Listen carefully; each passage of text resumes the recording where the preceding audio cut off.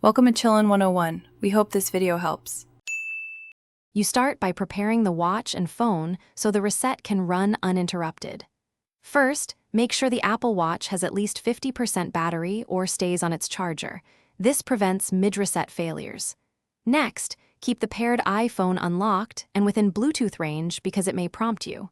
Once ready, press and hold the side button and digital crown together for about 10 seconds until you see the Apple logo. That gets the device into the restart sequence you need to reset. Now you perform the hard reset step that forces software reload. Hold both the side button and digital crown together for roughly 10 seconds until the Apple logo appears. When the logo vanishes and the watch begins to restart, release them. If it stalls, repeat the dual button hold to force reboot again.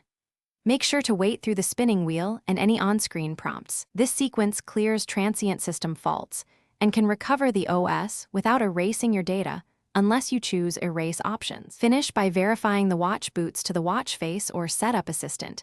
If you plan to fully erase, open Settings General Reset and choose the appropriate option. If the watch is stuck in a loop or won't boot, use the paired iPhone's watch app to unpair and erase, which triggers activation lock removal and a clean restore. If buttons are unresponsive or the device still fails, make sure to contact Apple support. Hardware faults require service to reliably fix the issue.